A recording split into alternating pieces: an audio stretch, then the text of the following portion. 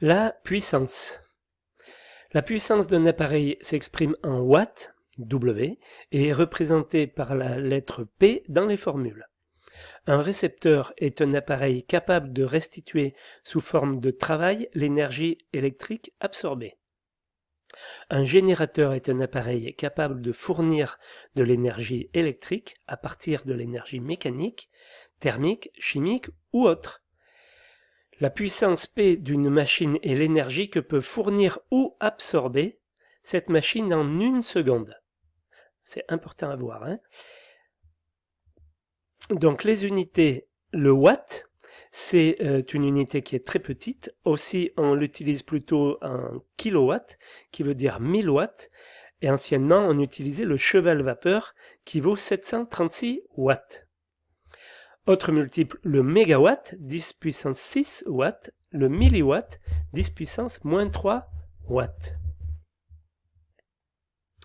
Exemple de puissance, un rasoir électrique 10 watts, une machine à laver 3000 watts, des convecteurs de 500 à 2000 watts, les plaques de cuisson de 750 à 3000 watts, les lampes d'éclairage, on a des 40 watts, 60 watts, 100 watts, par exemple. La formule, donc P égale UI, P en watts, U en volts, I en ampères, autre expression de la puissance, U égale RI, donc P est égal à R qui multiplie I au carré.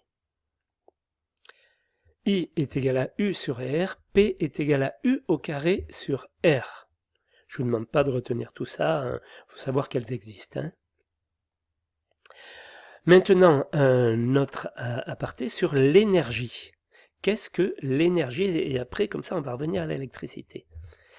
Un corps possède de l'énergie lorsqu'il est susceptible de fournir un travail ou de la chaleur. L'unité de l'énergie, c'est le joule.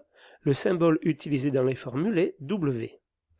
Le courant traversant un circuit sous l'action d'une différence de potentiel qu'on appelle U, pendant un temps donné T, dégage sous forme de chaleur une énergie W. Donc W est égal à U que multiplie I que multiplie T, avec W en joule, U en volt, I en ampères, T en secondes. Donc on a, si U est en watt-heure, U est en volt, I en ampères et le temps est en heure. Le comptage de l'énergie, donc le joule étant une unité très petite, on utilise le watt-heure, ou son multiple le kilowatt-heure, qui est l'unité de facturation d'EDF. Un watt-heure est égal à 3600 joules. L'appareil de mesure, c'est le watt-heure mètre ou compteur d'énergie. Le comptage de l'énergie, donc, pour simplifier le rapport entre l'énergie et la puissance se décline en P absorbée, puissance utile ou puissance restituée. Quoi qu'il en soit, dépendant de U, de R et par conséquent de I, elle est définie par la construction de l'appareil. La puissance se paye lors de l'achat de l'appareil. La puissance mise à disposition par EDF, intervient pour l'évaluation du coût de l'abonnement. L'énergie se décline aussi, mais est définie par le fonctionnement d'une puissance P pendant un temps défini. Donc watt, c'est une puissance par du temps. C'est très important à comprendre pour la suite. L'énergie se paye à EDF pour le temps d'utilisation de l'appareil, du fer à repasser, de la machine à laver ou quoi que ce soit, de la bouilloire. Voilà. Bon, les montages de circuits électriques, 3 sortes de montage électrique, le montage en série, l'intensité I est constante tout au long du circuit, la tension U est égale à la somme des tensions partielles, U est égal à U1 plus U2.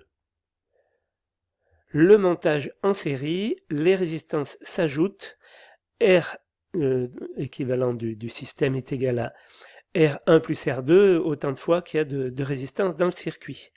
Le montage en parallèle ou en dérivation, la tension est constante aux bornes de la dérivation, l'intensité I est égale à la somme des intensités dérivées. I est égal à I1 plus I2. Les résistances en parallèle, la résistance équivalente est R1, donc R1 sur R total est égal à 1 sur R1 plus 1 sur R2, etc. Et après, il y a le montage mixte où on mélange tout cela. Voilà ce que je voulais vous dire sur qu'est-ce que l'électricité dans les grandes lignes. Après les 2 gouttes de culture que vous avez eues au début, voilà, ça permet d'avoir quand même des notions d'électricité qui permettent de comprendre un petit peu ce qu'il se dit dans les descriptifs du lot technique électricité.